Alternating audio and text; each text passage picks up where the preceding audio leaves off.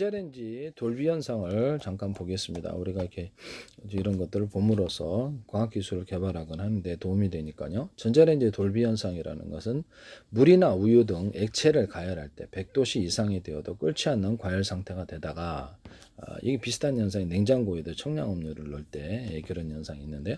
컵을 꺼내거나 이물질 등을 넣는 순간 격렬하게 끓어오르는 현상. 이물질이 이제 커피, 설탕 들 넣는 순간 격렬하게 끓어오르는 현상 이렇게 되겠습니다. 이것을 어떤 이물질을 넣게 되면 그 자체로 충격파가 전달이 되고요. 이것을 격렬하게 안에 있던 열 분자들이 활성화되는 거죠. 서로 간에 교류를 하면서 활성화되어서 잠잠하게 있다가 만약 고체다 그러면 기체는 운동이 활발하지 않겠죠. 또는 액체였을 때는 좀 더 활발하다가 기체에서는 좀 더 활발하는데요. 이물질을 넣어가지고 고요하게 내부적으로 열을 흡수해가지고 갖고 있는 애들을 솟구치게 만들어 가지고 충격파를 전해줘. 얘네들이 강렬하게 서로 반응을 하면서 서로 이제 이렇게 교류를 하는 거죠.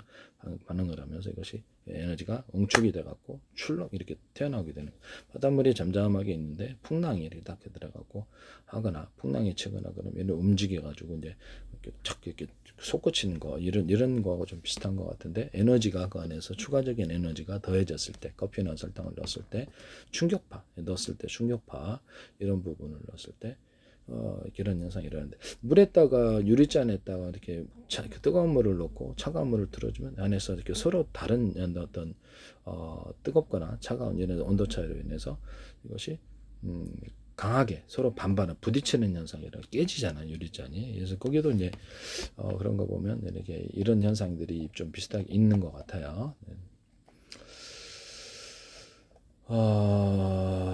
그래서 어떤 반대되는 현상을 넣어주거나 아니면 거기서 반대되지는 않더라도 약간 이물질을 넣어주면 그냥 충격파가 발생을 해서 운동 에너지가 전달돼 운동 에너지가 얘네들을 운동을 시켜주고 뭐 풍랑이 일어나는 것처럼 운동을 시켜주고 일단 열이 푹 솟구쳐 올라와서 전자레인지 돌비 현상 100도씨 이상이 되어 끓지 않는 과열 상태가 되다 컵을 꺼내거나 이물질에 넣는 순간 격하게 끓어오른다라는 것이다. 컵을 꺼냈을 때는 외부 온도가 차가웠을 텐데요. 전자레인지 안에 있으면 뜨겁죠. 전자레인지 안에 있으면 뜨겁고 온도가 이제 내부적으로 어느 정도 비슷한데 바깥으로 나오면 이것이 강하게 응축이 되면서 열이 응축이 되면서 솟구쳐 오르는 현상이 일어나는데요.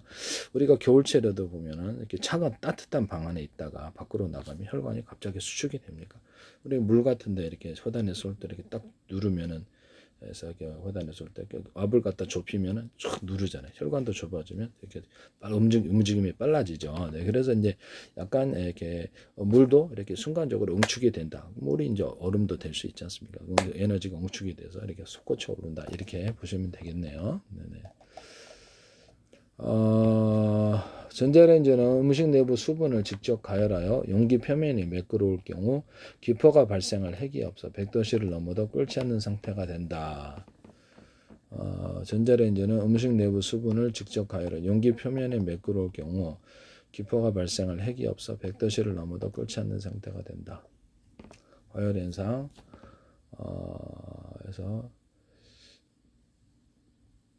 용기 표면에 매끄러워 가지고 이렇게 그러면 핵이 만약에 여기다가 물을 끓일 때도 자갈 같은 구조를 넣어주거나 금속 덩어리를 넣어주거나 하면 핵이 되어서 그래서 이렇게 열이 축적이 돼가지고 할 수 있다 그랬는데 그럼 뭐 제일 된장국 끓일 때 보셨어요? 된장국은 다른 것보다 훨씬 더 빨리 끓는 현상을 발생하는데 똑같은 국물인데 왜 된장국을 하면 바글바글 빨리 끓어놓냐? 열이 그 안에 축적이 돼서 그래요.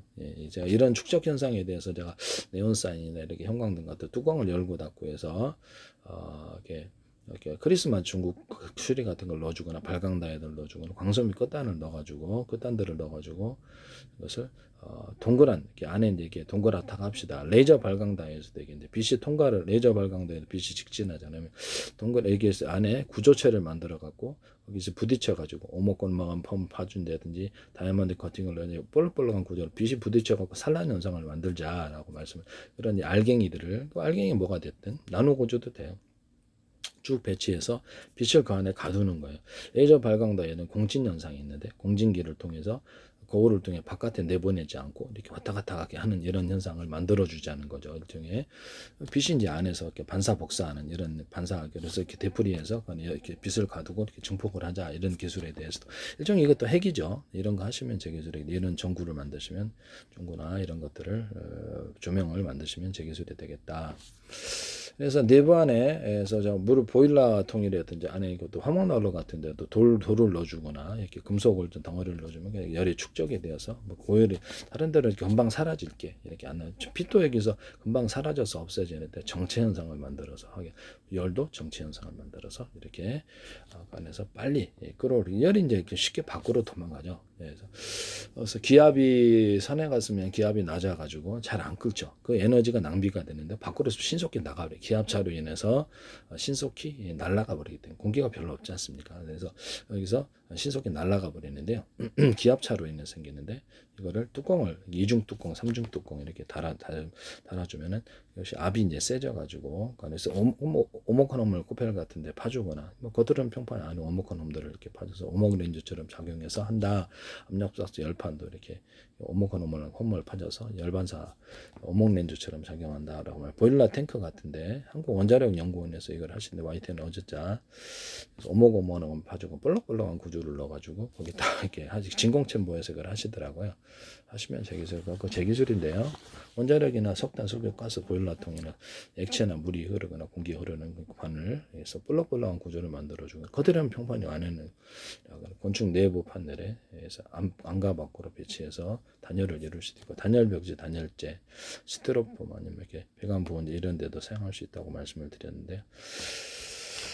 하시면 제 기술이 되겠습니다. 그래서 이거를 여기서 제가 이거를 금속판에다가 오목오목한 이렇게 오목한 파주거나 이런 데도 되죠. 오목을 파주면 오목골처럼 작용해서 열을 반사복사한다라고 말씀을 드렸는데 열을 반사복사한다 또는 볼록볼록한 구조물을 넣어서 이렇게 해서 열을 축적한다라고 하는데 열이나 냉기, 전기를 축적하는 기술에 대해서 제가 태양전지에 단결정 할 때 금속 덩어리를 미대한 넣어서 열을 그 안에 전기를 모으는 배터리를 사용하시면 제 기술인데 또는 알루미늄선이 됐든 금속선이 됐든 뭐가 됐든 거기에서 구리줄을 좀 그어줘가지고 구리줄이 아니라 알루미늄은 알루미늄줄을 그어주겠죠. 이런데도 구리줄을 두어서 이것을 고속도로 선이 된다. 여기를 좀 더 전기가 거기 축적이 돼가지고 또는 알갱이를 다다다 넣어주면 이제 축적이 된다는 거죠.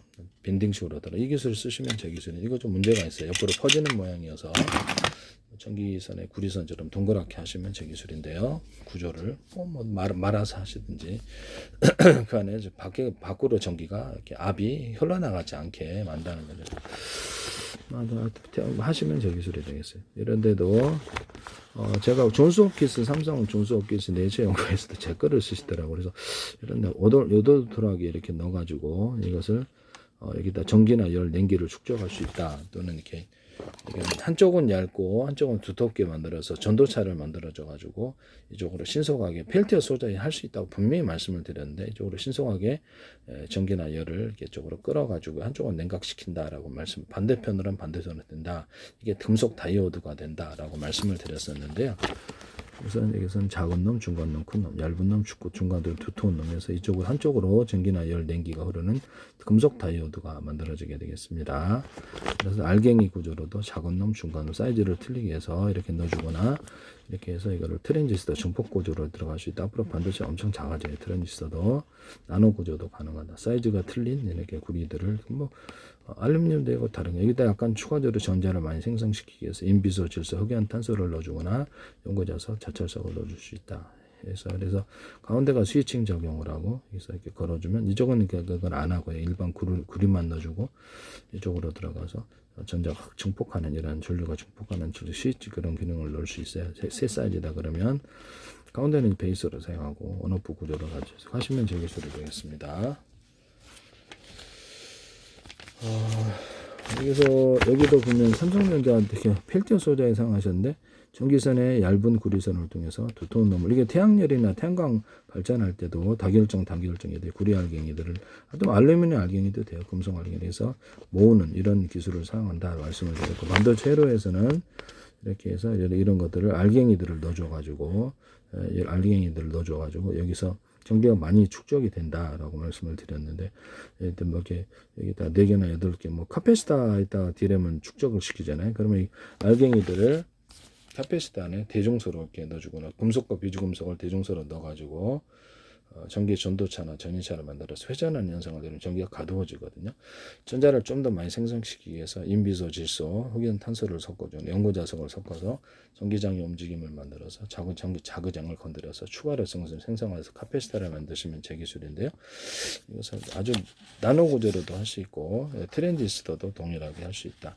적어도 금속과 비금속을 2사이즈 이상 넣어주거나 여기서 인비소, 질소, 흑연, 탄소가루를 섞어주거나 해서 어떤 연구자 자철석을 섞어준다. 배터리도 들어가고 태양전지도 들어가고 모든 가전에 다 들어간다. 이것이 이 기술이. 그래서 전류를 넣어주면 거기서 전류가 증폭되어서 나온다는 거죠. 전기선, 통신선으로 똑같이 것을 사용할 수 있어요. 멀리 전송하는 구조가 되겠죠. 처음 난 전기보다 거기서 전자가 좀 더 많이 들떠서 같이 움직여주므로 멀리 송전하는 구조가 되겠습니다. 판의 형태로 만들어서 구리를 대중소에 넣어주고 이온도 넣어주고 인비소, 질소, 흑연, 탄소가루 섞어주고 알루미늄도 돼요. 전기가 전도되는 다 돼요. 리튬도 되고 연고자 자철석을 넣어줘가지고 전기장의 움직임을 만들어서 자기장을 건드려서 전류를 생성한다. 그때 직류로도 가능하다. 직류로도 걸어주면 이것이 생성되나 교류 전기가 좀 많이 생성된다. 직류 전기를 걸어주면 내 방식이에요. KIER에서도 저기서 전기를 걸어줘가지고 전자를 들뜨게 수용체처럼 수용액처럼 작용한다는 거죠. 이쪽으로 끌어와도 되고 교류 전기를 해서 끌어와도 되고 직류 전기를 걸어줘가지고 그래서 순간적으로 고전압을 걸어주는 거죠. 순간적으로 고전압을 걸어주면 열은 좀 발생하지만 전자의 들뜸 현상이라고 일부열을 통해 뺀다. 이 방식도 가능합니다. 교류 전기 아니더라도. 그렇지만 교류가 좀 더 낫죠. 회전은 그래서 하시면 제 기술이 되겠다. 이것을 롤처럼 해가지고 저런체에서 만들거나 수십 장, 수백 장 겹쳐갖고 해서 집안에서 이런 거 50장짜리 있다. 구리박이다. 알루미늄 박이다. 딱 이렇게 해주면은 이것을 전자를 들뜨게 해서 집안에서도 전기를 생성하는데 우리 10개 갖다 줘서 50개짜리, 50개 판짜리 이렇게 할 수도 있다는 거예요. 뭐 공장에서도 할 수 있고 이런 데다가도 직류로도 가능해요. 직류에도 안에다 넣어가지고 이런 판이라 넣어서 그래서 전기를 추가로 생성을 하고 그래서 하기 때문에 전력 효율이 매우 좋을 것이다. 뭐 히터기도 선풍기도 들어가고 냉장고, 에어컨도 세탁기도 들어가고 로봇에도 들어가고 조명기도 들어가고 뭐 안 들어갈 때는 없어요. 그래서 이게 스피커 같은 데도 여기 들어가 좀 냉장고, 컴퓨터도 들어가. 처음 나온 전기보다 자체 전기를 이제 발전 구조가 되어서 이렇게 하기 때문에 전력 효율이 엄청나게 좋은 거죠. 그래서 전기요도 들어갈 수 있어요. 전기요도. 그래서 처음 나온 전기보다 이것을 건드려서 자유전자를 많이 생성하게 해서 전기선, 구리선, 통선도 이렇게 되고 남의 기술을 무단으로 사용하지 맙시다. 인버터에도 들어가. 인버터 컴퓨터에도 들어가서 배터리에서 나온 전기를 인버터 컴퓨터에 이런 배터리 구조를 통과해서 하면 전류가 중복돼서 하므로 엄청나게 좋겠죠. 자동차에도 엄청나게 자동차 오토바이도 이렇게 설치해 놓고 자동차 오토바이 회전하잖아요. 오토바이 회전하고 그래서 자전거 회전하면 거기다 회전축을 만들어 가지고 같이 회전하니까 어차피 회전할 때 얘를 같이 회전을 시켜주는 놈을 만들어 그런 식으로 쉽게 만들 수 있어요. 거기다 구리코이드를 감아놓고 적어도 2사이드 이상 감아놓고 굵기 같은 구리에서 감아놓고 연고자서 여러 개 수백 개 배치하고 입자나 가루 대중 소음을 파준다. 이렇게 하면 이게 오토바이 자전거 어차피 계속 돌아가면서 전기를 생성할 수 있습니다. 하시면 제 기술이 되겠다. 자동차도 이렇게 움직이면 이렇게 회전축 이렇게 움직이잖아요. 얘도 움직이기 때문에 그런 식으로 해서 오토바이나 자전거 같은데 구르마 같은데 되지만 그래서 돌려놓을 때 전기를 생성한다 하시면 제 기술이 되겠습니다. 뭐 배 프로펠러에도 설치를 해갖고 전기를 생성할 수 있어요. 이론적으로는 뭐든 다 가능하다. 남의 기술을 무단으로 사용하지 맙시다. 뭐 선풍기